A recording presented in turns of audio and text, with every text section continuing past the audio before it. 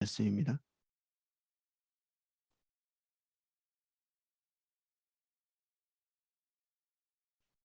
잠언 27장 23절에서 27절까지 말씀입니다.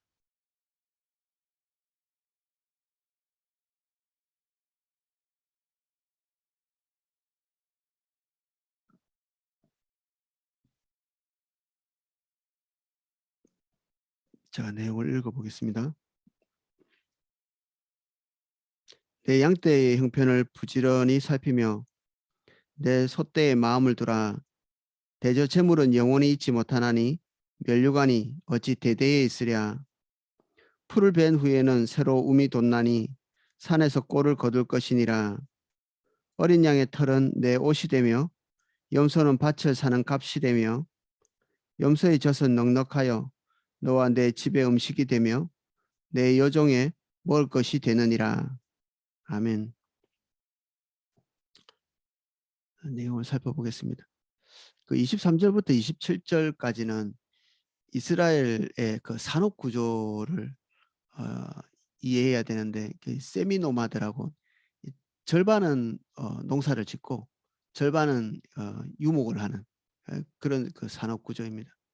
뭐 농사만 가지고 다 먹고 살 수 있는 이집트나 뭐 메소포타미아처럼 그런 식으로 되지 못하기 때문에 어, 농사가 가능한 지역, 일부 지역에서는 농사를 짓고 유목만 가능한 지역에서는 이제 유목을 하는 절반 절반쯤 이렇게 어, 해서 삶을 이어가는 그런 이제 형태지요. 그, 그래서 그런 그 산업 구조를 이해하고 보시면 되겠습니다. 내 양떼의 형편을 부지런히 살피며 내 소떼의 마음을 두라. 내 양떼의 형편을 살피라. 형편이라는 말이 이 숫자를 카운트하는 것을 얘기합니다. 양떼가 늘었나 줄었나 몇 마리나 되는가 뭐 이런 것들을 살피는 거죠. 되게 세속적이죠. 숫자 카운트하는 것. 뭐 성도의 숫자 카운트하지 말라는 이렇게 목회자들 새목교 성경에서 많이 배웠는데 그 그래도 카운트를 하거든요. 그 포도나무계에서는 전체 구조가 어떻게 됐는가 이게 통계가 우리에게 보여주는 그 사실이 또 있기 때문에 이런 부분들을 놓치지 않고 해가죠. 근데 우리가 성도 한 분 한 분에 대해서 어, 인격체로 보고 또 섬기고 존중하고 이런 것들은 계속 살려가되 통계가 우리에게 말하고 있는 바가 또 있습니다. 우리가 그 우리의 자산을 아무에게나 이렇게 맡겨놓고 아무리 믿을 만한 사람이라고 그냥 턱하니 이렇게 맡겨놓을 수도 있지요.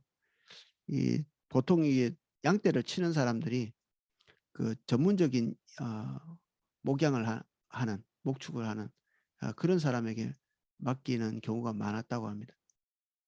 양치기라고 우리 부르는 이 양치기들은 이제 고용된 사람이죠.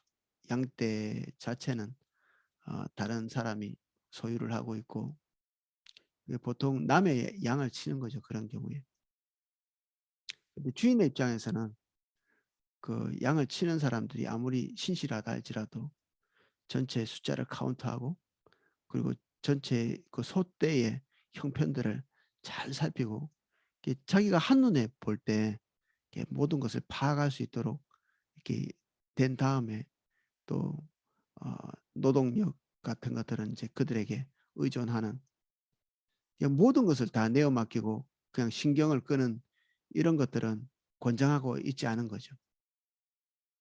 뭐 고용주라면 직원들한테 모든 것을 다 맡겨놓고 그냥 나 몰라라 하는 게 아니라 전체가 어떻게 돌아가고 있는가 세심하게 살펴보는 뭐, 점포를 하나 열고 있다면 뭐 알바한테 다 맡겨놓고 그냥 나 몰라라 하지 않는 뭐 그런 걸 연상해 볼 수 있겠죠. 내 소떼에 내 마음을 두라. 그래서 결국 그 책임져야 되는 사람은 모든 것을 다 자기 손바닥 보듯이 이렇게 보고 있어야 되는 거죠. 범사에. 대저 재물은 영원하지 못하나니 면류관이 어찌 대대에 있으랴. 재물이 영원하지 못하다. 아주 세속적인 것들을 바라보면서 계속해서 그 세속에 매몰되지 않도록 계속 또 주의를 주고 있죠. 세상 사람들은 그 실존주의라고 하는 그런 가치를 이렇게 붙들고 있습니다. 이상적인 것 그리고 본질적인 것을 추구하기보다는 우리가 감각할 수 있는 세계, 이 땅의 것, 먹고 있고 쓰는 것, 그리고 눈에 보이고 우리 귀에 들리고 손으로 만질 수 있는 것들, 이런 것들만 생각하자는 이런 가치를 가지고 있거든요. 물질적인 부분이죠. 근데 이런 것들을 이 사람들은 기독교는 그리고 성경은 또 하나님은 이런 것들을 다 무시하는 어떤 그룹으로 이해해서 이렇게 배척하는 것이거든요. 그 니체가 신은 죽었다 이렇게 얘기하는 그 본질적인 부분들은 그냥 그 이데아적인 것들을 숭상하는 그 헬라 철학처럼 기독교도 그런 식으로 치부해서 이 땅에 있는 것들을 무시하는 그런 존재들로 이렇게 치부를 하는 거죠. 그래서 그들이 추구하고 있는 이 땅의 것, 눈에 보이는 것, 이런 것들을 어, 의미를 두고 추구해야 되기 때문에 이상적인 가치만 추구하는 기독교와 그 헬라 문화까지 다 이게 없애야 되는 거죠. 자기의 삶에서. 그래서 신을 죽었다 이렇게 얘기하는데 신을 죽인 자가 누구냐면 자기 자신입니다. 자기 삶을 자기가 이제 경영하겠다는 거죠.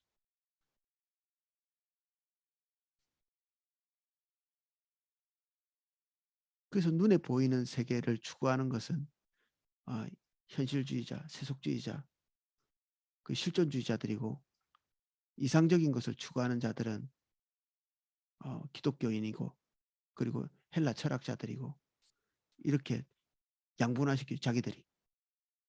근데 실제로는 하나님께서는 지금 우리가 보고 있는 바와 같이 우리 눈에 보이는 세계를 하나님의 뜻 안에서 통치하기를 원하시고 또 이 모든 세계에 매몰되지 아니하고 영원한 본질적인 부분들을 동시에 통치하고 계시는 하나님인 걸 말씀하고 있습니다.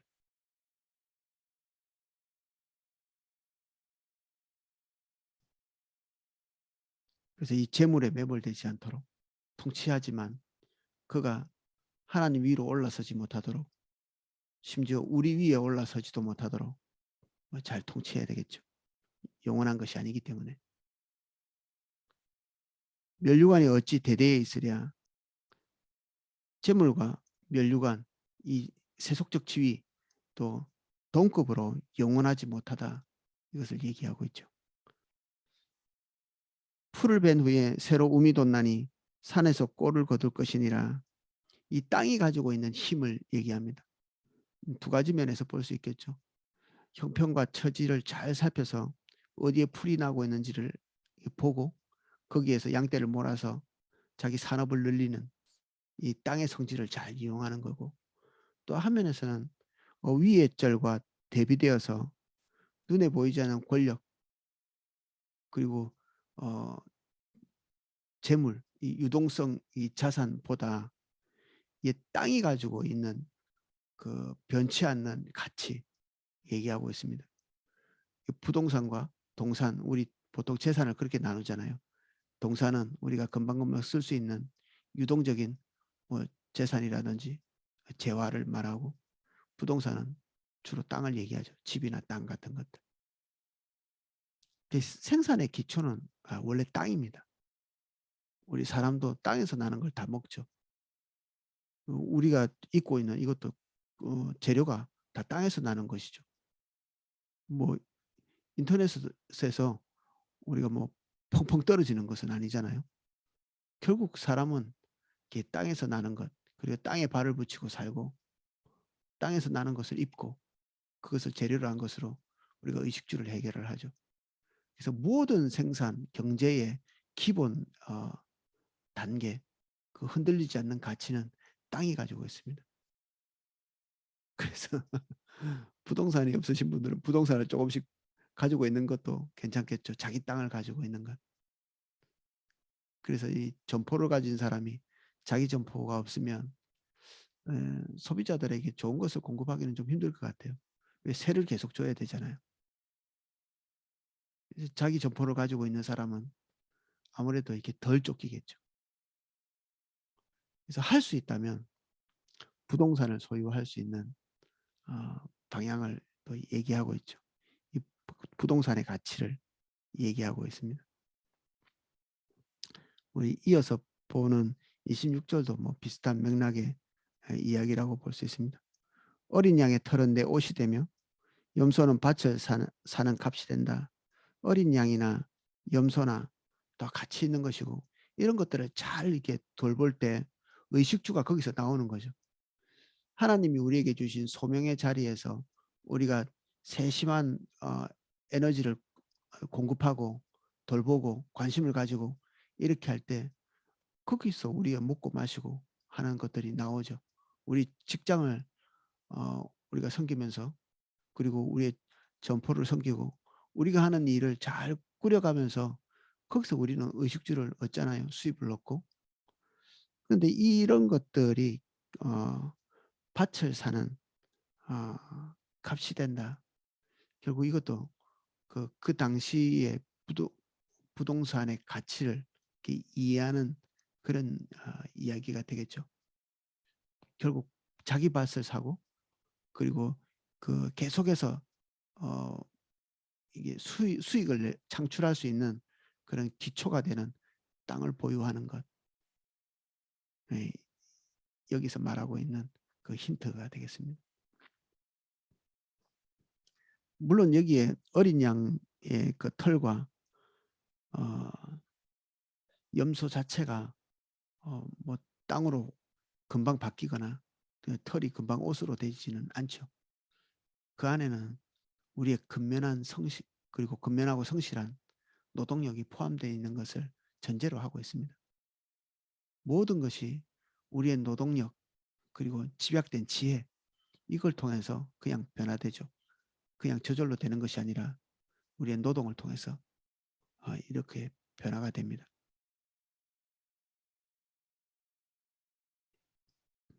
염소의 젖은 넉넉하여 너와 내 집에 음식이 되며 내 요종에 먹을 것이 되느니라. 염소의 젖이 우리의 양식이 될 뿐 아니라 심지어 그 돌보고 있는 자들의 양식도 된다. 우리가 우리의 산업을 성실하게 잘 관리하면 우리가 우리 것을 먹죠. 당연히. 근데 할 수 있다면 성경은 다른 사람들을 고용하고 일자리를 창출하고 그들에게 먹을 것을 공급하고 월급을 주고 이런 것도 권장하고 있습니다. 뭐 능력은 다 하나님께서 주시는 것이고 또 우리의 능력치가 뭐 모든 사람이 다 똑같지는 않습니다. 근데 할 수 있다면 어, 능력이 되고 하나님께서 은사를 주신 분들은 어, 나 혼자 먹고 사는 게 아니라 또 산업을 더 확장하고 그리고 잘 관리하고 돌봐서 다른 사람들을 이렇게 돌볼 수 있는 데까지 가면 돌본다는 것은 그냥 돈을 주라는 게 아니라 직업을 주라는 얘기죠. 고용을 하라는 얘기입니다.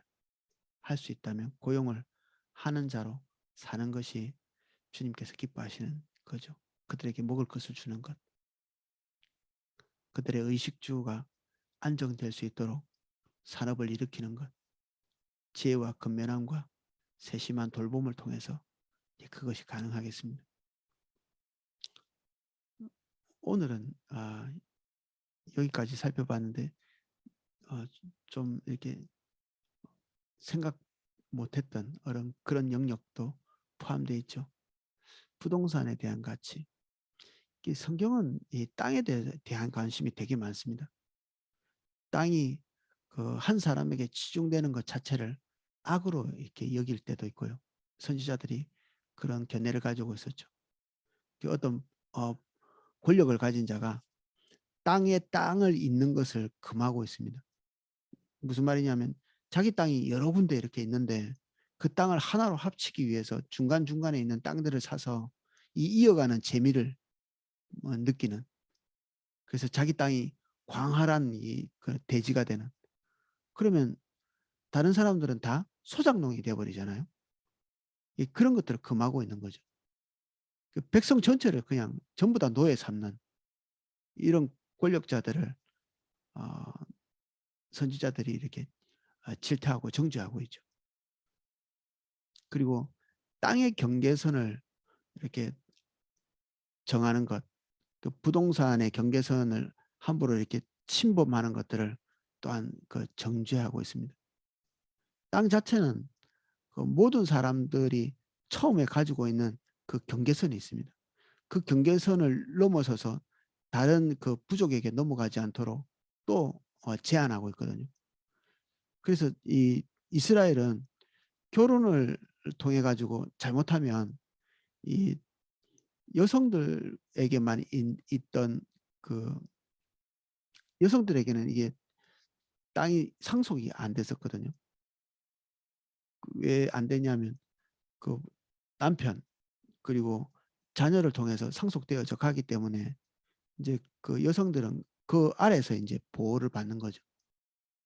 근데 인제 어떤 케이스가 이렇게 어 민수기에 나오는데 어떤 그 가족은 남자가 하나도 없을 수 있잖아요. 그 땅을 상속받을 수 있는 남자가 하나도 없고, 그러면 그 여성도 인제 상속받을 수 있는 자격을 갖추도록 예 법이 개정이 되죠. 그런데 단 제한을 딱 두고 있습니다.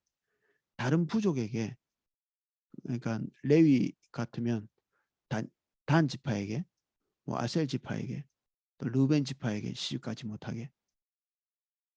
이게 왜 그러냐면 그 여성이 다른 지파에게 이렇게 가면 어 남성이 이렇게 유산을 받는 거하고 다르게 지파 전체로 땅이 이동하는 것입니다. 그래서 다른 지파에게 어 한 지파가 가지고 있는 땅 자체가 이동을 하는 것을 금하고 있죠. 그래서 하나님께서 처음 이렇게 규정해 주신 이 땅의 경계가 그대로 남아 있기를 원하시는 것입니다. 그래서 부모로부터 이렇게 받은 이 땅의 경계가 자녀에게 그대로 상속되는 것. 우리 상속하면 팔을 떨죠. 요새 그 분위기가 뭐 부모의 것을 그 이어받아서 편하게 사는 금수저, 그 비아냥거리면서 이제 욕하고 이렇게 하는데, 상속 자체가 성경이 이게 비난하고 있지 않습니다. 상속 자체를. 오히려 상속 자체에 대해서 하나님의 축복으로 이해가 되고요. 그리고 그 조상의 삶을 돌아보고 부모의 삶을 돌아보는, 그래서 부모로부터 자녀에게까지 계속해서 그 상속이 이어지는 이걸 권장하고 있죠. 오히려. 그러면서도 이 부가 한쪽으로 치우치지 않도록 성경은 굉장히 많은 그 제도를 통해서 이 땅의 이동을 막고 있습니다. 특별히 이걸 뭐 다른 산업까지 확장할 수 있을지는 어 더 뭐 연구를 해 봐야 되겠지만, 최소한 땅에 대해서는 한쪽으로 편중된다든지, 그리고 그 땅이 다른 사람에게 가지 못하도록. 우리도 또 살다 보면 또 망할 때도 있고 그렇잖아요. 그러면 어쩔 수 없죠 뭐. 땅이라도 팔아서 생계를 이어가야 되는데, 그럴 경우에 고일이라고 하는 제도가 또 있습니다. 가장 가까운 친척이 그 땅을 다시 사서 그 사람에게 돌려주는, 이게 땅이 계속해서 그 자리에 머물러 있을 수 있도록 어 성경이 이렇게 제도를 뒷받침하고 있는 거죠. 그래서 부동산이 어 어떤 사람 대지주나 이런 사람에게 어 집중되어 가지고 모든 사람이 거지처럼 살아가는 것, 그리고 소작농처럼 이렇게 근근히 하루 먹고 하루 이렇게 때우는 그런 식으로 살아가도록 이 사회 구조를 그렇게 되기를 원하지 않으시는 거죠, 하나님께서. 이런 것들 보면 우리 각 개인에 대한 관심밖에 없는 우리로서는 사회 구조에 대해서 하나님이 전반적인 그 정의로움, 이런 것들을 계속해서 요구하시는 것에 우리의 눈을 확장해야 될 필요가 있겠죠. 뭐 사회나 이렇게 뭐 국가가 어떻게 돌아가는가 이런 거에 대해서 뭐 관심이 없을 수 있는데 하나님은 관심이 있으십니다. 대한민국의 이게 구조가 어떻게 되어가고 있는가. 자본주의는 과연 이렇게 하나님께서 기대하시는 성경적인 이 구조인가? 사회주의 추구하는 사람들도 있는데 그것은 성경이 말하고 있는 이 경제 구조하고 일치하는가? 그렇게 비교해 봐야 우리가 어떤 선택을 하는 것이 올바를지 이해할 수 있겠죠. 성경은 우리의 가치 판단의 모든 기준이 됩니다. 여러모로 범사에. 그래서 우리의 사고의 폭을 확장하고 또 하나님께서 기대하시는 바에 우리의 사고가 부지런히 쫓아가는 저와 여러분 되시기를 예수님 이름으로 축복합니다. 기도하겠습니다. 주님, 우리가 우리의 산업을 다른 사람에게 내팽개치고 또 무책임하게 관리하는 자가 되지 않도록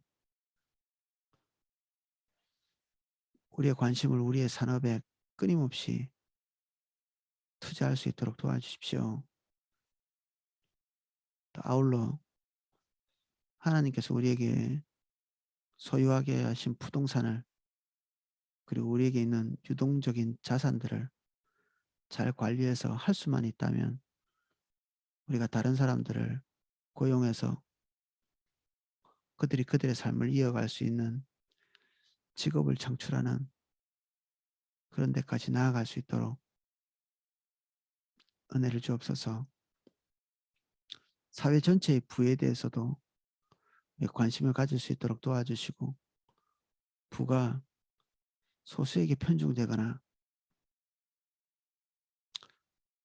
그리고 그 무의도식하는 부를 가지고 안일하게 살아가는 그런 삶의 구조가 이 땅에 보편적인 것이 되지 않도록 우리 그리스도인 한 사람 한 사람이 국가의 부에 대하여 산업 구조에 대하여 그리고 부동산에 대하여 정의로운 생각을 가질 수 있도록 은혜를 주십시오. 주님, 우리의 부를 축적하거나 재산을 관리하거나 우리의 생계를 이어가거나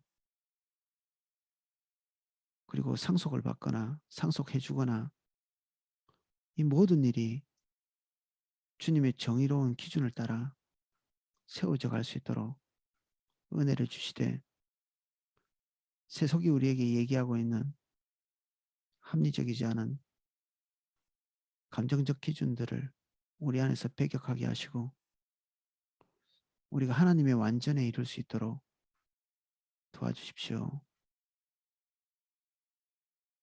우리의 이웃에게 일자리를 줄 수 있게 해주십시오. 할 수 있다면 우리의 삶을 더 잘 돌아보아서 우리의 삶만 윤택하게 하는 것이 아니라 이웃의 삶도 윤택하게 할 수 있는 저희들 될 수 있도록 축복해 주십시오. 예수님 이름으로 기도합니다. 아멘.